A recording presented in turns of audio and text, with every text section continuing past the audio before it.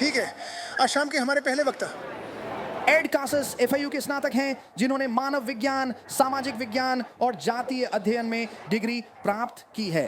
कासस Graves museum of archaeology और natural history के शैक्षिक विभाग का संचालन करते हैं। उनके दिल के करीब जेनोएंथ्रोपोलॉजी की शाखा है नाज़का लाइन्स। कृपया एड कासस का स्वागत करें।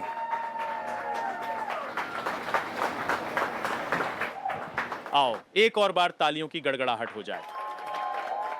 तुम ही स्टार हो।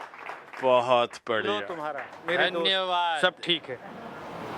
वाह, हम यहाँ हैं। किसने उनकी पृष्ठभूमि जांच की और पता लगाया कि जेनोएंथ्रोपोलॉजी का क्या मतलब है? वह काफी शब्द है। मैं वास्तव में खुद को एक जेनोएंथ्रोपोलॉजिस्ट के रूप में पहचान रहा हूं। तो ये गैर मानव संस्कृतियों का अध्ययन है। क्या शायद हम गलत नर्ड टॉक में हैं, है ना? चलो यहां देखें, मैं यहीं देख सकता हूं, है ना? तो हम कुछ शरीरों के बारे में बात कर रहे हैं जो दक्षिण अमेरिका से आए थे और उन्हें नाज़का मम्मी कहा जाता है क्योंकि वे नाज़का लाइन्स के पास हैं। और वह एक छोटी सी आकृति जो वहाँ है बहुत प्यारी सी दिखती है, चौड़े सिर के साथ। ऐसा लगता है जैसे उसमें ऊबड़ खाबड़ कक्षीय सॉकेट्स हैं। वह लगभग 100 फीट लंबा है। और फिर त्रिशूल जैसी आकृति जिसमें कई त्रिशूल हैं, वह लगभग 500 फीट लंबी है। हम एक विषय पर बात करने जा रहे हैं। जब तक वह इसे ठीक कर रहा है, माफ करें, तो यहां एक छोटी सी समय रेखा है। मुझे यकीन है कि एक गहरी समय रेखा है, लेकिन मैं आपको बस कुछ सुराग देना चाहता हूं। पहला, ये शव सबसे पहले 2015 में हुआक्वेरो कब्र चोरों द्वारा पाए गए थे। हाँ, कब्र लुटेरे। वे सोने की तलाश में थे और वे अचानक से कुछ अरे ये नमूने, चिंता मत करो, तस्वीरें आ रही हैं। पहले एक खोजकर्ता साहसी जिसका नाम थियरी जामिन है को सौंपे गए थे। वो खोए हुए शहरों की खोज कर रहा है जिन्हें पाइटीटी कहा जाता है। दक्षिण अमेरिका में खोए हुए सोने के शहरों की खोज कर रहा है। 2023 में उन्होंने शवों को मैक्सिकन कांग्रेस के पास लाया और मैक्सिकन नौसेना के फोरेंसिक नौसैनिक अधिकारी ने उनका अध्ययन किया। उसने अपनी कांग्रेस को इन शरीरों के बारे में गवाही दी। ये 2023 में था जब मैंने उन्हें देखा कि मैंने उन्हें एफएयू में 2002 की मानव विज्ञान कक्षा से पहचाना। केवल कुछ पेशेवर जो शामिल हैं। वास्तव में यदि आप ऑनलाइन शोध करते हैं तो कई लोग नकली कहेंगे, मैं यहां हूं क्योंकि मुझे लगता है कि एआई और सीजीआई के समय में मुझे होना चाहिए। जमीनी स्तर पर एक प्रस्तुति देना और लोगों के सामने जाना ताकि हमें इन चीजों की प्रामाणिकता का पता चल सके। तो एक देश के लोग, हाँ, इसमें कुछ महिलाएं भी शामिल हैं। मुझे खेद है कि मुझे स्लाइड्स को कम करना पड़ा। ये वास्तव में मेरे स्लाइड शो का आधा हिस्सा है। ये सिर्फ जैविक संरचना पर होगा। सांस्कृतिक चीजों को मुझे हटाना पड़ा, तो आपको वह भाग 2 में होगा। यह आपको डेटिंग के कुछ उदाहरण दे रहा है। कुछ यह गलत भी हो सकता है। आप जानते हैं कार्बन रेडियो कार्बन डेटिंग कभी कभी असटीक हो सकती है, इसलिए उन्होंने कई बार रेडियो कार्बन डेटिंग की है। और दिलचस्प बात यह है कि पहला लैब बेटा एनालिटिक्स यही मियामी में है। मेरा दोस्त वहां काम उसका दोस्त, मुझे तुमसे बात करनी है। ठीक है ओम, लेकिन अधिकांश रीड्स वापस आ रहे हैं लगभग 240 ईस्वी या 1200 के दशक में। नमूने पर निर्भर करता है। कई नमूने हैं और कई कार्बन डेटिंग नमूने शरीर से लिए गए हैं। ये शरीर सूखे और झुलसे हुए हैं, संभवतः प्राकृतिक रूप से, क्योंकि पेरुवियन नाज़का क्षेत्र का वातावरण अत्यधिक शुष्क है और संभवतः डायटोमेसियस अर्थ की एक परत के कारण भी। आप डायटोमेसियस अर्थ से परिचित हो सकते हैं। यह आपके पूल फिल्टर कीड़ों आदि के लिए उपयोग की जाती है। ये हो सकता है कि उसने शरीरों से कीटों को दूर रखा हो। आप लोग इन चीजों को देखने के लिए तैयार हैं? क्या मैंने इसे पर्याप्त रूप से बड़ा चढ़ाकर पेश किया? महिलाओं और सज्जनों, मारिया एक त्रिदैक्टिल नमूना है। उसके डीएनए में लगभग 30% मानव के संकेत मिले हैं और कई अज्ञात तत्व मिले हैं। अब आप कह सकते हैं, खैर ये 3 उंगलियां हैं, ये कुछ प्रकार का उत्परिवर्तन हो सकता है, लेकिन ये सिर्फ 3 उंगलियों से अधिक है। इन प्राणियों के पास अतिरिक्त फॉलेंज है, इसलिए उनकी उंगलियों में एक अतिरिक्त नकल है। और मारिया की नासिका गायब लगती है। नासिका या पूंछ की हड्डी। अभी भी हमारी पूंछ की हड्डियां हैं, ये अजीब नहीं है, ये लगभग ऐसा है जैसे उभयचर हमसे अधिक उन्नत है। कि जीव विज्ञानी रैंगल द्वारा संभावित पेड़ है, वह सुझाव दे रहे हैं कि मारिया के डीएनए में कई चिंपैंजी प्रजातियां हैं, साथ ही हान भी। चीन और म्यांमार की वंशावली डीएनए जो दिलचस्प है, क्योंकि उसके डीएनए के सामने आने से पहले मैंने सुझाव दिया था कि ये प्राणी नागा और ड्रैगन लोगों से संबंधित पौराणिक कथाओं से जुड़े हो सकते हैं। मुझे पता नहीं है कि आप यह जानते हैं या नहीं, लेकिन दक्षिण पूर्व एशिया में ऐसे लोग हैं जो ड्रैगनों के वंशज होने का दावा करते हैं, इसलिए उनके लिए यह पश्चिमी मिथक नहीं है कि ड्रैगन एक राक्षस होता है। इसके अलावा वैसे ये छवियां उनमें से कई हैं जिन्हें मैंने व्यक्तिगत रूप से काटा और चिपकाया है, क्योंकि वे मुझे एक शोधकर्ता मानते हैं, मुख्य चिकित्सा लोग जो इस पर काम कर रहे हैं। मेरे पास प्रत्यक्ष रूप से सीटी स्कैन और एक्सरे तक पहुंच है, इसलिए इनमें से कुछ छवियों को पहले कभी नहीं देखा गया है। तो यहाँ मोंटसेराट है, वे अपने कई इम्प्लांट्स के लिए भी प्रसिद्ध है। उसके सिर पर एक सोने का इम्प्लांट है, उसके सिर पर एक सोने की डिस्क है जो दिलचस्प है। वास्तव में यहां एक मिथक है जहां देवता सेठ गर्भवती हो गए थे जब होरस ने उनमें वीर्य फेंक दिया था।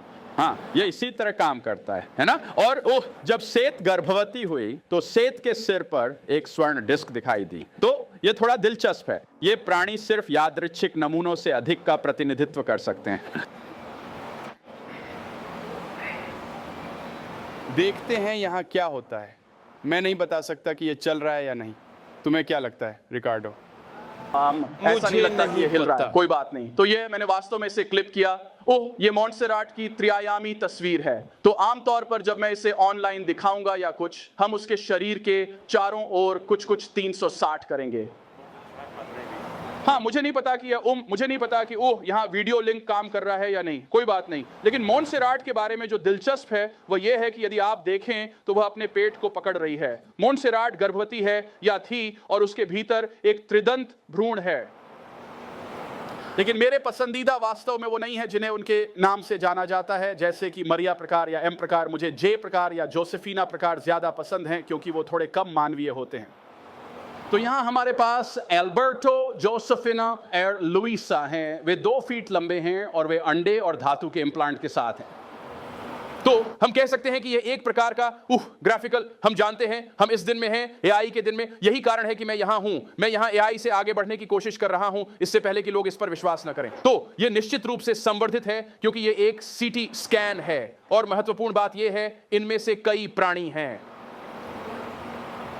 तो आप इन प्राणियों के विवरण देख सकते हैं। उनके सिर के पीछे ऑसिपिटल बम्प्स हैं, उनकी आंखों के ऊपर सुपर ऑर्बिटल आर्चेस होते हैं, और यहां कुछ एक्सरे हैं। और जाहिर है डायटोमेसियस अर्थ के साथ शरीर। एक नमूना सिर रहित है।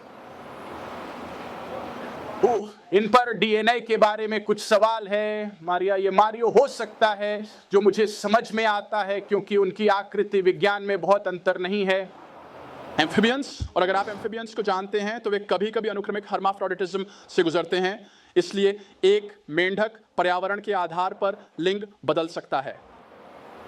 मारिया के 64% डीएनए के बारे में जानकारी नहीं है। और फिर शायद उन सब में सबसे अजीब एक आखिरी जीनोटाइप है, एक आखिरी जीनोमॉर्फ, जिसे गलती से एक इंसेक्टॉइड कहा जाता है। ये दिलचस्प हैं, क्योंकि इनकी रीढ़ में उभार होते हैं। ये उनके पीठ से निकलने वाले प्रोजेक्शन हैं। ये न्यूमैटिक होते हैं, जैसे उनके कुछ खोपड़ियों में रिक्त स्थान होते हैं, इसलिए यह उछाल में मदद कर सकता है। और यहां बस विभिन्न प्रकार के नमूने हैं, अब भी डायटोमेसियस अर्थ के साथ विविध स्तर की बनावट। और यहां मेरे घर से सीधा एक स्क्रीनशॉट है। तो मैंने बस ये ग्राफिक बनाया। ये विभिन्न प्राणियों के सीटी स्कैन और एक्सरे हैं। तो आप जानते हैं, कृपया मुझे फॉलो करें जब भी आपको इसका कुछ और विवरण चाहिए हो। जॉयस यहां, या हॉयस, मुझे लगता है कि ये वास्तव में जॉयस है। ये एक पेरुवियन पत्रकार के नाम पर है। वास्तव में ये एकमात्र है जो बाहरी रूप से निश्चित रूप से पुरुष है। जॉयस ही एकमात्र व्यक्ति है जो पुरुषत्व का प्रदर्शन कर रही है। अच्छा, तो ये कूल ग्राफिक यहां वास्तव में मैंने वह चित्र खुद से लिया था। वह सिर, जो लाल सिर आप देख रहे हैं, वह एक अंडे से है जो एक नमूने के रूप में जाना जाता है, जिसे आर्टेमिस कहा जाता है। तो मैंने वास्तव में उसे खुद ही कैद कर लिया था। मैंने कुछ और भ्रूणों या लार्वा के भी शॉट्स लिए हैं, जैसा कि हम उन्हें कह सकते हैं। दाईं ओर ये बस उनके विभिन्न अस्थि संरचनाओं का उल्लेख करता है। तो उनके पास एक फुरकुला जैसा कुछ होता है जो आपको एक पक्षी में मिल सकता है। उनके पास एक संलयनित क्लेविकल भी है। उनके पास केवल एक निचली भुजा की हड्डी और एक निचली टांग की हड्डी होती है जो जुड़ी होती है। उनके पास एक हथेली की हड्डी होती है, एक प्रकार की एकल कार्पल। और हाँ, चलिए आगे बढ़ते हैं। और फिर से आकृति विज्ञान सिर्फ अजीब हड्डियों से आगे बढ़ती है।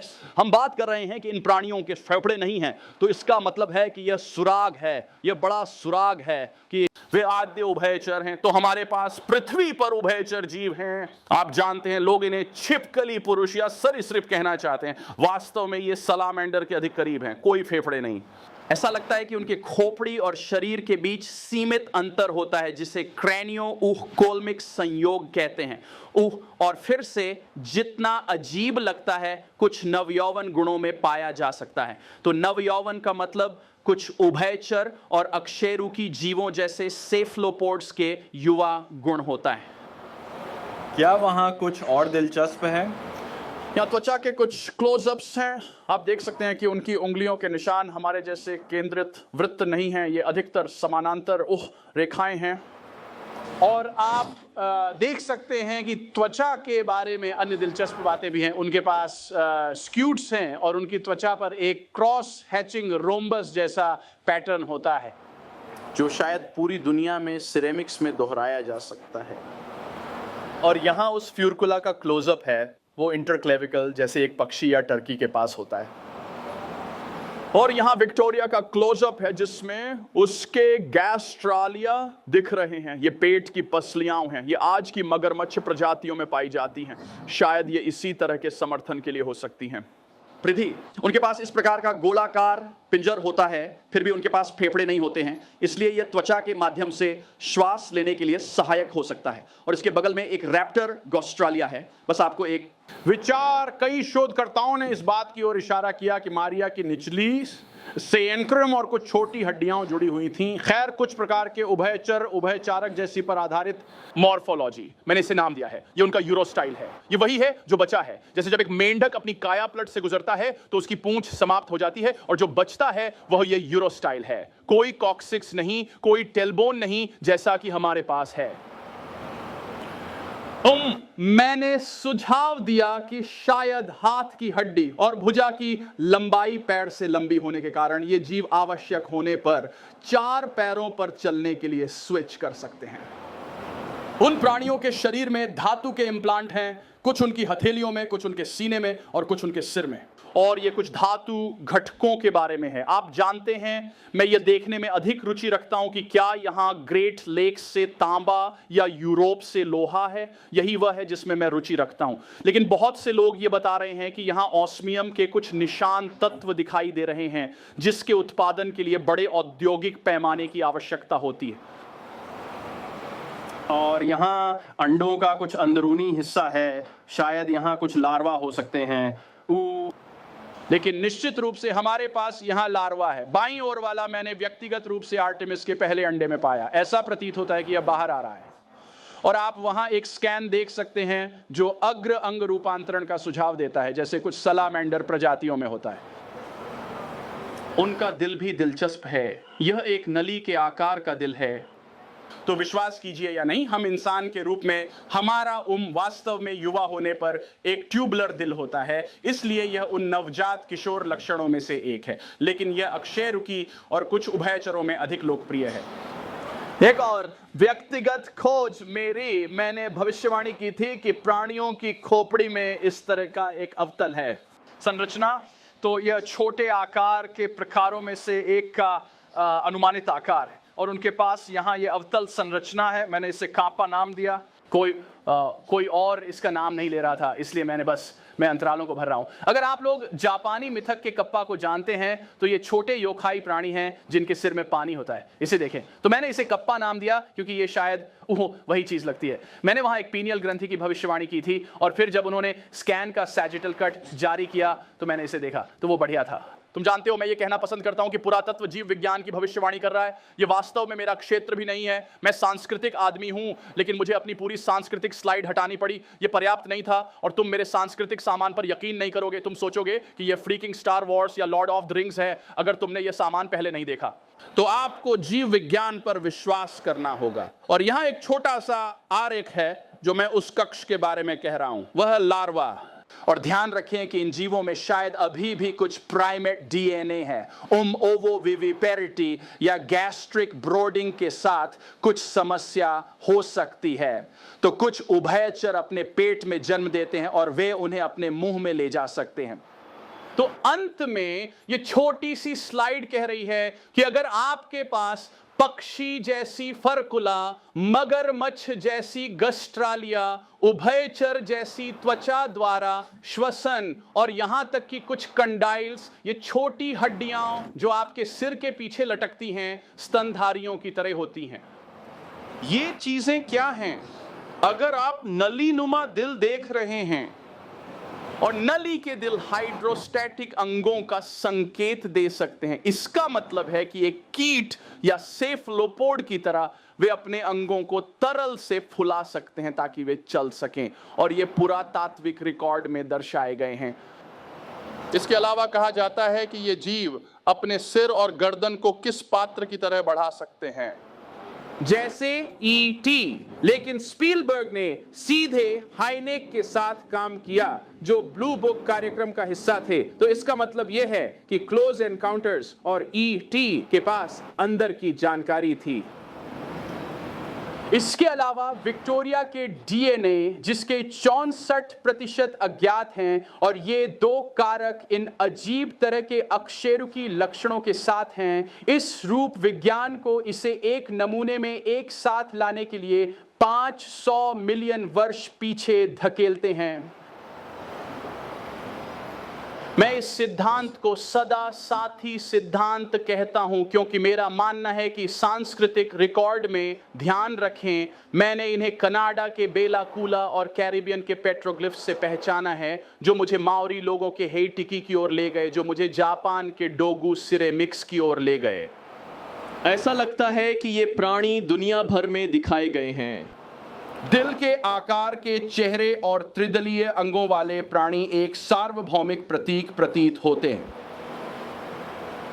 यदि आप अधिक जानकारी चाहते हैं तो आप मुझे tridactyls.com या 8 tridactyls पर पा सकते हैं। इसके अलावा thealienproject.com है, मूल ऊही अन्वेषक। तो आप अभी उस साइट पे जा सकते हैं और सीटी स्कैन के साथ इंटरैक्ट कर सकते हैं। और अंत में वह tridactyls.org मेरे दोस्त हैं और वही हैं जो सीटी स्कैन और एक्सरे पोस्ट कर रहे हैं। बहुत बहुत धन्यवाद। वह था जेनुएंथ्रोपोलॉजी 101। तुम्हें संस्कृति वाला ढूंढना होगा। जब यह शुरू होता है तुम्हें वह अजीब लगा, सांस्कृतिक हिस्सा और भी अजीब होता है।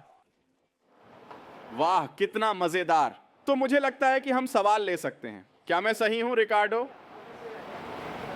हाँ सर, वे कहते हैं कि वे अन्य ग्रहों से आते हैं या वे कुछ स्थानीय अरे हाँ, हैं। उन्होंने अपनी वेबसाइट का नाम thealienproject.com रखा। अगले सवाल पे। अच्छा हुआ, धन्यवाद। वो पूछ रहे हैं कि क्या मुझे लगता है कि वे अन्य ग्रहों से हैं, है ना? हाँ, तो बेशक उन्होंने अपनी वेबसाइट का नाम alienproject.com रखा। वे उन्हें सरीसृप कहते हैं, वे छोटे लोगों को कीट कहते हैं। उन्होंने ऐसा करके थोड़ा नुकसान किया है क्योंकि मुझे नहीं लगता कि वे एलियन हैं। मुझे लगता है कि उनके पास यहाँ से 500 मिलियन वर्ष पुरानी संरचना है। मुझे नहीं लगता कि वे सरीसृप हैं। मुझे लगता है कि वे प्रोटो उभयचर की तरह अधिक हैं। तो नहीं, मुझे लगता है कि वे यहाँ हैं, वे यहीं के हैं। एक और सवाल। मुझे लगता है, मैं सोचता हूँ कि वे कितने लंबे थे। तो हुमारिया एक इंसान के आकार का नमूना है। वो अजीब दिखने वाले ईटी जैसे छोटे जो भूरे एलियंस की तरह दिखते हैं, लगभग 2 फीट हैं, और फिर अजीब छोटे वाले जिनकी रीढ़ की हड्डी की प्रमुखताएं होती हैं, वे 1 फीट लंबाई में हैं। ओह हाँ, तुम्हें क्या लगता है उनके साथ क्या हुआ? हमें क्या लगता है कि इस प्रजाति के साथ क्या हुआ? खैर, उनके चित्रण तब तक होते हैं अगर आप लोग माओरी के हेटिकी को देखें तो उनके यथार्थवादी चित्रण हैं। जापान के डोगो वे काफी वास्तविक दिखते हैं, तो इन चीजों के प्रत्यक्षदर्शी हैं। तो उनके साथ क्या हुआ? क्या वे अभी भी यहां हैं या वे एक क्रमिक परिवर्तन से अन्य रूप में बदल गए? और निश्चित रूप से मुझे उन सभी अपहृतों को अनदेखा करने के लिए थोड़ा दोषी महसूस होता है। विज्ञापन वे अपहृत लोग वे कहते हैं कि उनका अपहरण किया गया था। मुझे बुरा लगता है कि मैंने उन पर विश्वास नहीं किया, क्योंकि उन्होंने उन चीजों का वर्णन किया है जो इस तरह दिखती हैं। और मुझे लगता है कि इस सज्जन का यहां पर सवाल था। हाँ, ये कब हुआ? तो 2015 में कब्र लुटेरों ने शवों पर कब्जा कर लिया, वे उन्हें दुनिया भर में भेज रहे हैं। तो रूसी अरबपति इसके लिए $1 मिलियन खर्च कर रहे हैं। 2016 में यह खोजकर्ता के पास पहुंचा और उसने एलियन प्रोजेक्ट और सरीसृपों के बारे में सोचा। मुझे नहीं पता कि यह वास्तव में उनका क्षेत्र है और वह बस इसमें फंस गए।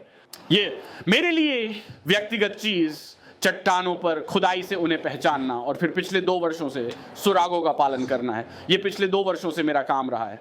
सालों से मैं उठता हूं और इस पर शोध करता हूं, पेपर बनाता हूं, जानकारी मीम्स बनाता हूं, जिन्हें मैं जानकारी मीम्स कहता हूं। बस इतना ही, ये सभी जानकारी मीम्स हैं। हाँ, तो फॉलो अप ईटी पर अभी भी कोई जानकारी नहीं है उससे बहुत समय पहले। हाँ, तो प्रोजेक्ट ब्लू बुक और वे प्रोफेसर हाइनेक स्पष्ट रूप से उनके पास है। तुम जानते हो उनके पास शरीर हो सकते हैं, उनके पास अंदरूनी जानकारी स्पष्ट रूप से है, क्योंकि ईटी अपने दिल के आकार के सिर के साथ, उसके लंबे सिर के साथ जिस तरह से उसकी गर्दन हिलती है। और आप लोगों को क्लोज इनकाउंटर याद है? क्या आपको याद है जब हम छोटे थे, हमने पहली बार देखा तो हम सोचते थे ओह ये चीजें अजीब दिखती हैं, ये चीजें असली दिखती हैं। ये हैं वे लोग, और मैं आपको बताने आया हूं कि मैं बस एक साधारण आदमी हूं। वैसे ग्रेव्स म्यूजियम अब खुला नहीं है, लेकिन अगर आप US 1 पर ड्राइव करते हैं तो आप अभी भी इमारत में डायनासोर देख सकते हैं, जो कूल है। Graves museum. हाँ, मैं जानना चाहता हूं कि क्या आप हमें इसके विपरीत तर्क दे सकते हैं? हाँ, तो क्यों वे एलियंस हैं, लेकिन दुर्भाग्य से प्रतिवाद कमजोर है, प्रतिवाद झूठा है। प्रतिवाद यह है कि वे हैं। इंसानी जीवों को 3 अंगुलियों वाले जीवों के रूप में बनाने के लिए हेयर फेयर किया गया। अब निष्पक्षता से कहें तो एक नमूना है जो एक है। मैं आमतौर पर उस नमूने को स्ट्रीम पर साझा भी नहीं करता। एक नमूना ऐसा है जो एक इंसानी बच्चा है जो दिखता है। इसका उपयोग इन प्राणियों की नकल करने के लिए किया गया था, लेकिन मुझे यह पसंद है क्योंकि यह दर्शाता है कि जो लोग नहीं हैं उनमें क्या अंतर है। इसलिए यह अच्छा है कि हमारे पास यह है। हालांकि यह एक दुखद कहानी है और हम इसे कुछ विदेशी के रूप में बढ़ावा नहीं देना चाहते। यह अच्छा है क्योंकि हम दिखा सकते हैं, ठीक है, तो यहां एक इंसान है जिसकी उंगलियां कटी हुई हैं और यहां कुछ है जहां उंगलियां नहीं कटी हुई हैं। क्या मैं इसे कहते हैं? आपने ऑक्कम के रेजर के बारे में सुना है? मैं कहता हूं कि लोग ऑक्कम का उपयोग कर रहे हैं। स्पॉर्क ऑन कैंप्स का स्पोर्क यह है कि वे सभी सबूतों और तथ्यों के बावजूद सबसे सरल उत्तर की तलाश करते हैं। तो हम कह सकते हैं मैं उसे जाते देख सकता था, हां यह शायद किसी का ही है। जैसे मेरी पहली संभावना सही, आपकी पहली संभावना यह है कि किसी ने 2 अन्य अंगुलियां काट दी, लेकिन फिर यह गायब कॉक्सिक्स की व्याख्या नहीं करता, यह फेफड़ों की कमी की व्याख्या नहीं करता, यह एक नलिका दिल की व्याख्या नहीं करता, आदि आदि। तो बहुत सारी बातें हैं। अगर आप इसका एक पहलू तोड़ने की कोशिश करते हैं तो आपको लगभग 99 अन्य चीजों से गुजरना पड़ता है। और फिर भी अगर आप एक नमूने को साबित करते हैं कि यहां यह है, फिर किया गया। खैर 20 से अधिक हैं। अफवाह है कि इनकी संख्या 100 या 1000 तक है। उन्होंने कुछ खोजा जिसे एक दुर्ग कहा जाता है। तो पेरू में ये भूमिगत पत्थर के क्षेत्र हैं। अजीब चीजें है ना। मैं आपको अस्तित्व संबंधी झटका देने के लिए यहाँ हूँ, जैसा कि वे इसे कहते हैं। उम्मीद है कि मैंने ऐसा किया। ठीक है, सुनने के लिए बहुत बहुत धन्यवाद। वह शानदार था। सवालों की सराहना करते हैं। और ओह रिकार्डो, मैं यह तुम्हें देना चाहता हूं, ये सिर स्वाइन मेरा ये जोसेफिना सिर की प्रतिकृति। मुझे लगा कि यह एक बुर्रिटो है। माफ कीजिए, वह मैंने इसे नहीं देखा। धन्यवाद एड। चलो एड कसास के लिए ताली बजाएं।